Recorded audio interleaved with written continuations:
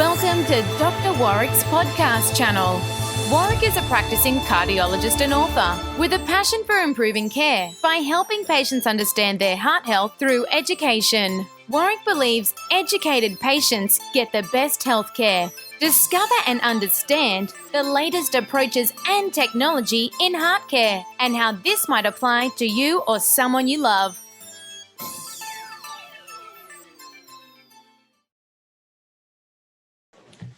Hi, my name is Doctor Warrick Bishop and welcome to my podcast and videocast station.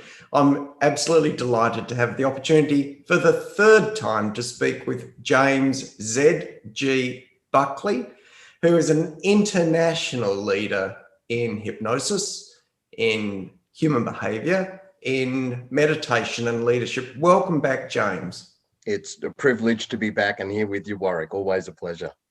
Look, for those who've missed it, we've had a lot of fun actually in the first two podcasts. The first one, James shared his own story, which is powerful and speaks testament to someone who, forgive me if you take this the wrong way, dragged themselves up by their bootstraps to really be in a position to make a difference for others. And it's well worth listening to if you haven't heard it. The second podcast was informative for me because we talked about hypnosis and meditation and the components of hypnosis, which really for me I'd never understood. There's a process of subliminal messaging, there's conditioning, there's even linguistics, trying to work with words as people go through that hypnotic process, and it's intertwined with meditation. And James spoke about all that eloquently and debunked it all for me and made it so much more sensible and so much more real, because I've been trying some meditation myself. Today, though, I'm really keen to talk about the mind and the body and how they interact.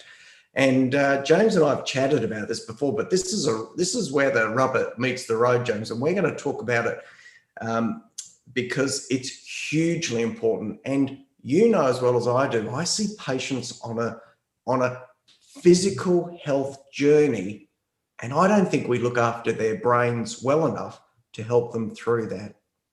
What do you reckon? I think that we don't understand the resource that we have inside of our brains, Warrick. I think that we have been remiss in not being able to, or not studying the processes that happen in the mind and the effect that they have on the body, and that we really have the most sophisticated piece of machinery on the planet as far as I'm concerned, and that we can use that to our advantage to nourish our body with positive, empowering thoughts and positive, empowering emotions. Otherwise, we can become victims to the unconscious programs that perhaps are slightly more negative and disempowering. So I think that we have this resource, and when we learn how to use it, we can create magic inside of the cells of our body. Look, I think one of the things, and I'm not a neurocognitive specialist or neuroscience specialist, but one of the things that really strikes me is that there's got to be these learned reflexes or loops that recur and reinforce particular situations for people. And I'm thinking perhaps, for example, in the space of pain, and there must be these negative feedback loops that really are detrimental to patients trying to get out of the slippery slide of chronic pain. Do you have experience in that space? Yeah, absolutely, Warrick. I can even share a story on that with a young lady that had came to see me after she had fractured or crushed 3 of her vertebrae after falling off of a 7-step ladder 3 years before she came to see me. So significant pain for that 3 years. Her pain on a scale of 0 to 10 was at a 9 or a 10 every single day. From the moment she woke up to the moment she went to bed, she was medicated for it. She'd seen chiropractors, physios, everybody that she could see in the 3 years. Obviously, she was in a lot of pain. She wasn't able to go to work and function at work properly. So it was a real challenging time for her for 3 years. After 3 weeks of coming to see me once or twice a week, she was able to get that pain down to a 0 for the first time in 3 years. And that was through those processes that we've been talking about over the last couple of episodes. So absolutely, the mind can have a profound impact on the pain. So this is an amazing story, but I imagine you've got others in a similar space. But the thing that's extraordinary is what's changing for that patient to alleviate that pain.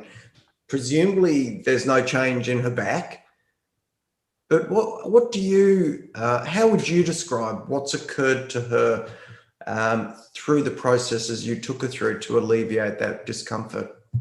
Two parts to that, Warrick. The first part is that the pain creates a stress response. And that stress response, we could say, tightens everything up. It stresses everything out. And so in that stress response, it's actually creating a tighter loop of that pain for that person. And so turning off that stress response or cooling off that stress response is really the first step, because that allows the body to come out of survival mode, where if we're in that fight-flight response, all of our energy is going to our extremities to be able to run away or to be able to fight that situation. And so there's none of that energy, so to speak, or those processes in the body that are able to go into healing and regeneration, because they're in that fight-flight response. So that's one part of it, is cooling off those stress responses. The second part of it is actually nourishing the body through the thoughts, which we know are those neurochemical events triggering the hypothalamus to release proteins and peptides that go into every cell of the body, and that's shaping the chemistry of the body. And so as we did the lemon experiment, you were able to feel the chemistry of your salivary glands. The same is true for the body. When we experience and practice certain thoughts and emotions, then that chemistry is nourishing the body and starting to heal the body on a really profound level as well. It's a fascinating space. Certainly that fight and flight response, the so-called sympathetic nervous system, or the driver, leaves people fatigued. It's something that we were designed from an evolutionary perspective to have run momentarily. Right. For short periods of time when we were, confronted by a saber-toothed tiger, and then to calm down again. And when these vicious cycles of constant stimulation to the autonomic nervous system, particularly the sympathetic nervous system, take place, then I think they really wear people down. Do you see other health issues like recurrent colds or inflammation or other indicators of that sort of fatigue, if you like, that adrenaline fatigue in the people you deal with, James? Yeah, absolutely. In my research, Warrick, it's been suggested in neuroscience that we in human beings in the Western world, living a normal Western world life, exist 70% in the sympathetic nervous system, meaning that we're in sympathetic dominance. And if we were to think of our lives as a certain trajectory, a certain time frame, if we're in that sympathetic nervous system, then our life is somewhat shortened, because we're really burning the candle at two ends, so to speak, when we're in that sympathetic nervous system. It's burning out the cells. It's literally using up the proteins in our body, and it's taking away all of our energy from digestion, from healing, from rejuvenation, and it's putting it into our extremities so that we can fight and flight. And we're not built to do that. We're built to be in the sympathetic nervous system, as you said, momentarily. Mostly 5% is where we should be and what we observe in nature. So our current social structures and the way that we live life is really burning us out if we're in that sympathetic nervous system. For people listening wanting some other impacts of that sympathetic drive, of course, it puts blood pressure up. And that's a space that I'm incredibly interested in. It increases your heart rate and it releases cortisol so that that energy is available. But that cortisol is not good for you. So it's a really concerning situation. And I think you're right. We all suffer this drive regularly, James. In your own experience, what about things like inflammation, whether it be arthritis or inflammatory bowel type disorders? Have you had much experience in that space with helping people realign their autonomic nervous system through hypnosis and or meditation? Absolutely. And Warwick, I'll just start with the caveat that it is a tender space in medicine, and that we have to be really careful about what we're talking about. But definitely, I have seen results with my clients that have come. They've tried all types of medications. They've tried all types of therapies, diets, cleansers, detox, so on and so forth. And they haven't been able to clear out those issues, especially talking to inflammation in the gut and ulcerative colitis specifically. I had a client that had come to me that had that condition for many, many years. I couldn't tell you how many, but well over a decade. And after coming to see me for one session and having an internal experience, meaning that they went into a hypnotic state, they had certain thoughts that created certain chemistry in their body, that created a certain emotion, and that became their experience. After that one experience of hypnotherapy, they went off of their medication and there was no trace of the ulcerative colitis. Their doctor said, "I don't know what you've been doing, but keep doing it. I can't explain what's happened." And that's a very common thing that we see with people that come through our programs, that come for a session or go through the meditation programs. And it's not anything that I'm doing. It's just that understanding how the brain and body works. And when you push those buttons in your brain and body, you create those responses. And that's a really common thing that we see. Extraordinary. One of the things that we touched on was really the power of gratitude, and you've introduced me to that. There's no question that it sounds good. Like, it is the sort of thing that would be a great self-help book, The Power of Gratitude. But there's a lot of science behind it. What sort of science or evidence are you aware of in that space? I'd like to start. I'm sorry, James. What evidence are you aware of in that space, in the healing sort of sphere, Yes. which is what we're in? Sorry. Understand, totally understand. I'd like to state that in the state of gratitude, in the emotional chemistry of gratitude, nothing else can exist. So if you experience anxiety, depression, fear, sadness, some kind of emotional trauma, if you go into a state of gratitude, meaning that you think thoughts of gratitude and those thoughts create the emotional response. If you do that, none of those other thoughts, none of those other emotions can exist. So gratitude really is the opportunity to break away from those things and create a little bit of a gap from those things for yourself. And over a period of time of practice, you'll be able to build that muscle so that gratitude is far more powerful than depression or anxiety or fear, so to speak.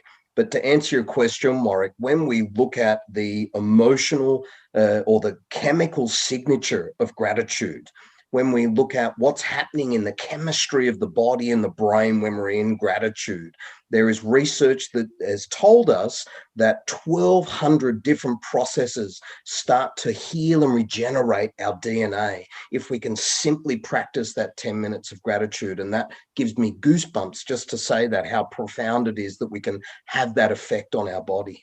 It's extraordinary. Absolutely extraordinary. 12,000 processes? 1,200 processes. 1,200. Still a lot. Still a lot. Yeah. Oh, that's incredible. So one of the things that started us talking in this space was my realization that in my own practice, I care for people's hearts, but do at times see them having a difficult journey emotionally through the requirement of whatever it might be, whether it's a heart attack or whether it's recurrent admission for cardiac failure or getting through cardiac surgery and that rehabilitation process. How would you see hypnosis and or meditation, which combination, helping people say through the process of cardiac rehabilitation after they've had major surgery? Would you start beforehand? Tell me where your thoughts are in that space, where these techniques, this science could really make a difference and help. Look, I think start now, wherever you are, no matter what's happening in your life, getting your hands on the steering wheel of your mind, your thoughts, and then the effect that that has on our emotions, on our behavior in the world around us. There's nothing more empowering than that. There's nothing more inspiring than that. And there's nothing that gives you more confidence than that, at least in my experience. So my suggestion is, wherever you are, just start, because it's going to give you those positive results immediately. Well, I mean, that's good advice. And I can echo that sentiment. As I've alluded to on one of the other recordings, James introduced me to a gratitude meditation, which is actually part of his 7-day meditation challenge. And if you've listened to the other 2 podcasts or seen this on audio, then you will have heard me say, go and check it out. And if you haven't heard me say that, then I'm going to tell you, go and check it out. James Z.G. Buckley, look up his free 7-day meditation challenge, and it includes a simple meditation on gratitude, which I've been doing, and that that process actually really fired me up for the opportunity to speak with you today, James, because I'm aware of the impact it's had on me. Look, we're pretty close to the end. I might finish off with a story, because I told you before I love stories. Yes. But it's a story to really, I guess, underline and bring focus to how important our minds are in our journey. They're central. So this story started off when a colleague of mine said, look, I wonder if you could give a second opinion on a patient. Now, whenever somebody says that, you think, oh no, offering a second opinion, everyone else has done everything that they possibly can, and you're always going to be in a corner, and you often can't offer very much, and therefore you look like not a lot of help. This particular man, he must have been mid to late 60s. He'd had bad coronary disease. He actually knew this doctor who'd asked me to cast an eye over him. This man had had bypass grafting, and he was getting ongoing chest pain. He'd seen a number of cardiologists, and one of them was a very highly regarded cardiologist from another state.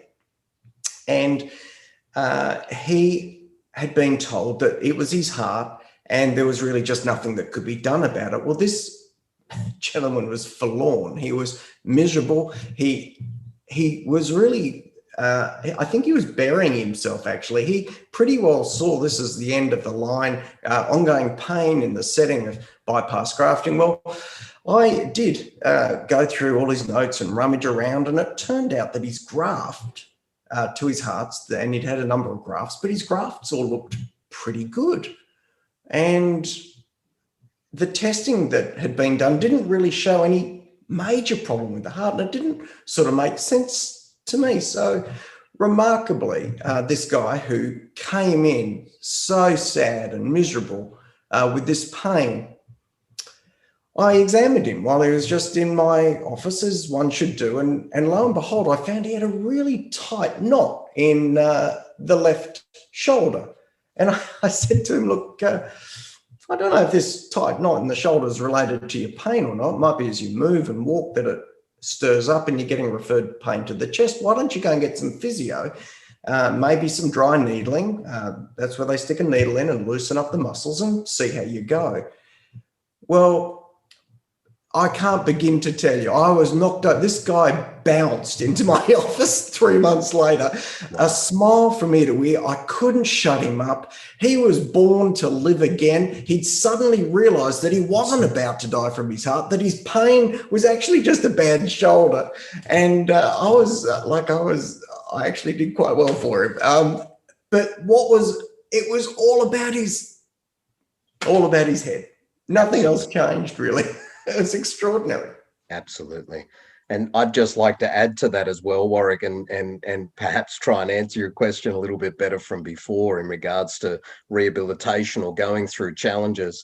I think that if somebody has some health condition that they're working through, and whether they're working through it with medications or they're working through it with surgery or whatever it is that they're doing to try and resolve that, if they're not also using their mind, it's like fixing a car that's driving, but nobody's got their hands on the steering wheel. And our thoughts really are the steering wheel to what's happening with this vehicle we call our mind and body.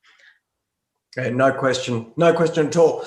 I'm sad to say we're out of time. I'm going to wrap it up there. I thank you so much for sharing, James. It's a privilege. Thanks for the opportunity. For those listening, thanks for joining us. Don't forget James ZG Buckley's 7-day meditation challenge. If you've not signed up for this podcast, please go and do so, because I hope you've enjoyed it. I have. And we'll keep you posted as we release more podcasts. Also, take a moment and check out the Healthy Heart Network membership, because there's lots of material there that I'm sure you'll find valuable. Till next time, I wish you the very best, and please don't die from a heart attack. Goodbye. You have been listening to another podcast from Dr. Warrick. Visit his website at drwarrickbishop.com for the latest news on heart disease. If you love this podcast, feel free to leave us a review.